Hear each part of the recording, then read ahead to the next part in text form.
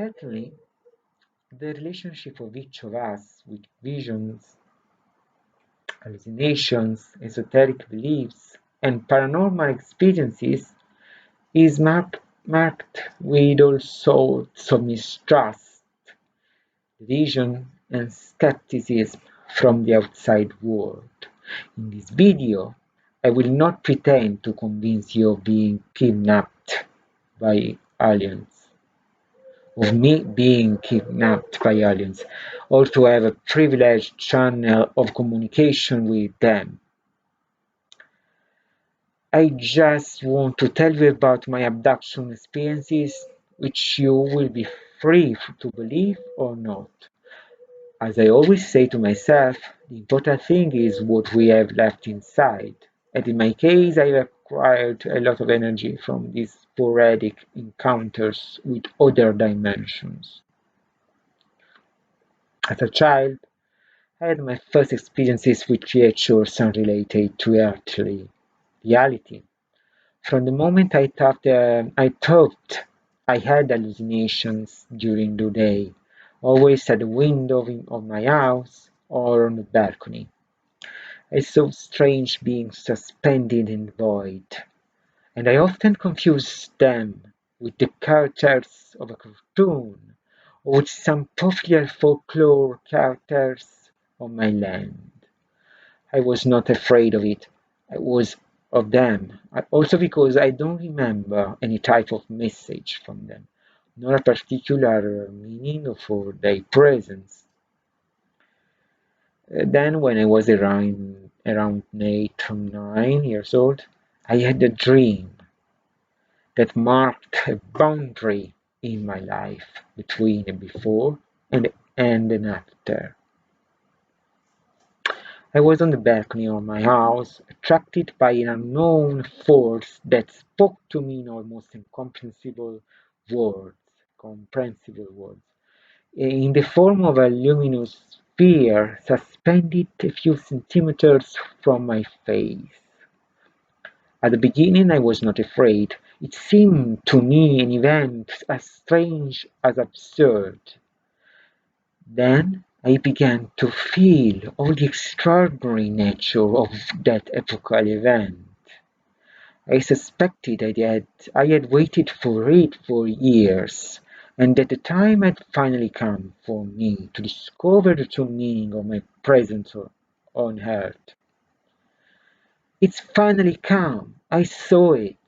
I went into the house to inform my parents. At the same time, however, my sleeping ego was breathing heavily, starting to be terrified by that dreamlike experience that, through the sphere, continued to speak to me in mysterious and upsetting language. Today, I could not report exactly what the speed of light communicated to me, but sometime later I had another similar dream about a window open on a vast space out of this world. From there, mysterious presences were about to enter or had already entered.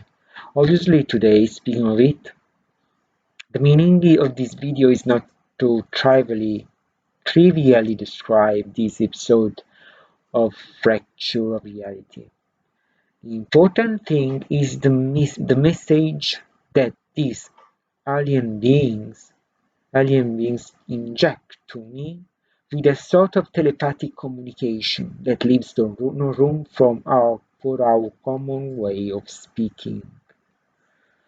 I simply feel their presence, and at the same time in my head, upon awakening from the vision, an extraordinary amount of information, images, and messages, prophecies about the nature of the world and humanity are teeming inside me.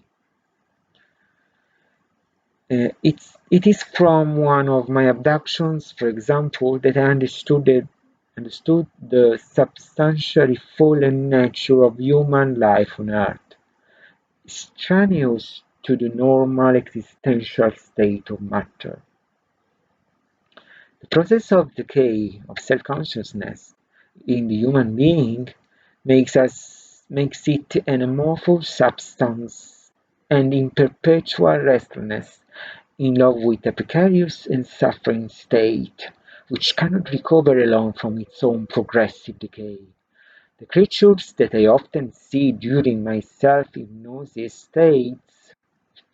states immobilized me in structures similar to laboratories or operating rooms, and I almost feel their fingers crawling on my scar or skin in a futile attempt to recover and escape this state of suspension similar to apnea. Upon my awakening, even if distorted and frightened, I am in possession of part of their great universal wisdom, and also of their sadness as solitary universal travelers. Maybe we were born ourselves from some of their fallen seeds. Certainly they tell me that our existence, if prolonged to the ages and spaces of this universe, will only add new sufferings to this ocean of tears in which we are already sailing, perpetually, aimlessly. Thank you for listening.